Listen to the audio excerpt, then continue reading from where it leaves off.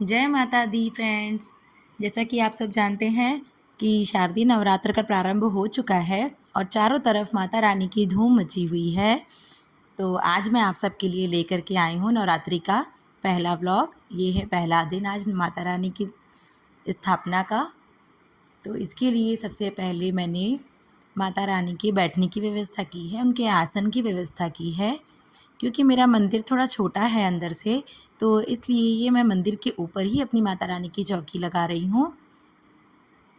माता रानी की चौकी घर के सबसे पवित्र और शुद्ध स्थान पर ही स्थापित करनी चाहिए, तो इसीलिए यहाँ से शुद्ध जगह मेरे घर पर नहीं है, तो मैं बस यहीं पर माता रानी की चौकी लगाने जा रही हूँ। उसके लिए मैंने ये लाल रंग का आसन, लाल रंग की चुनरी बिछा ली है और कुछ हरे पौधे कलश में लगाए हुए हैं। इनसे क्या है कि हमारे माता रानी का दरबार हरा भरा दिखता है और मंदिर की खूबसूरती भी बढ़ जाती है। ये देखिए मैंने माता रानी की चौकी लगा दी है यहाँ पे छोटी सी, और उस चौकी पर भी एक आसन बिछाया है।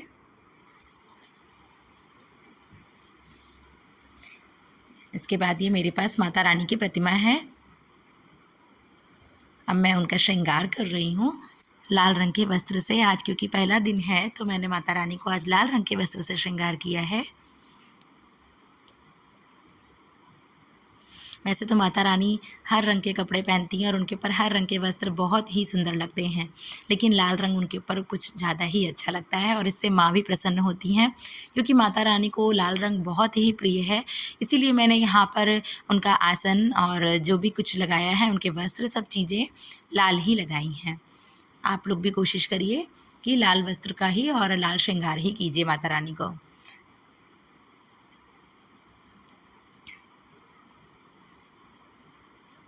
ये देखिए अब ऊपर से मैं इनको चुन्नी उड़ा दूंगी। इस नवरात्रि की भी पूजन विधि बहुत ही सरल है।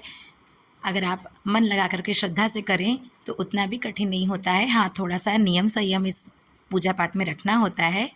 देखिए मेरी माता रानी का श्रृंगार। जय माता दी।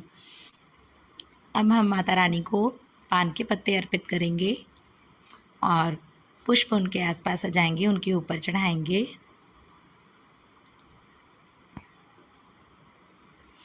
देखिए यहाँ पे मैंने 5 पान के पत्ते रखे हैं।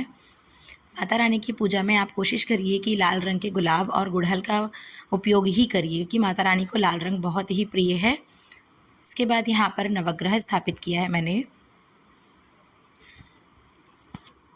इस नवग्रह में आप हल्दी, रोरी, अबीर, चावल, सुपारी, काला तिल और कुछ मीठा के रूप में आप वहाँ पर गुड़, बताशा, मिश्री कुछ भी रख सकते हैं। इसके बाद कलश स्थापना करने जा रही हूँ मैं, और कलश स्थापना के लिए आप पीतल, तांबा या मिट्टी के पात्र का ही इस्तेमाल करें।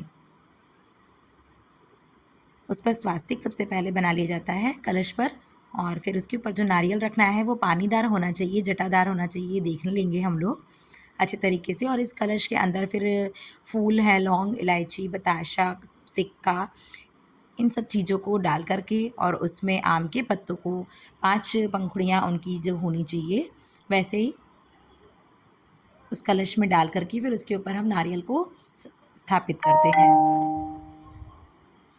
उसके बाद फिर हम यहाँ पे जवा बो देंगे। ये गेहूं का जवा है जो मैं बो रही हूँ।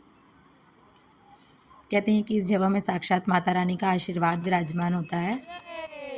उसके बाद माता रानी को धूप, दीप, अगरबत्ती से आप अपनी पूजन कीजिए।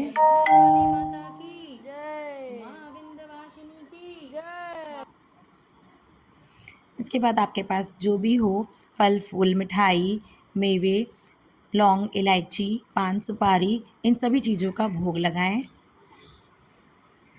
उसके बाद उन्हें जल अवश्य चढ़ाएं। इस तरीके से नवरात्रि की ये प्रथम दिन की पूजा संपन्न होती है। देखिए अब मेरी ये माता रानी का दरबार पूरा सज चुका है, माता रानी का आगमन हो चुका है।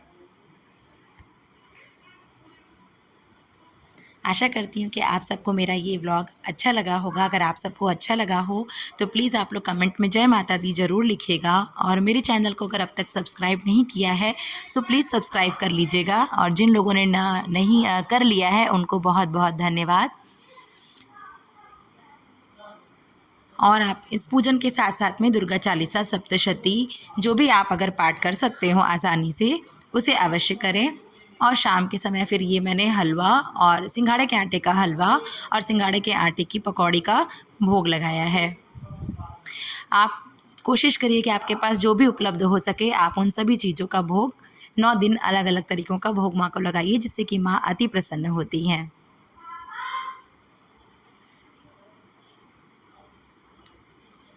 तो ये था मेरा आज का व्लॉग।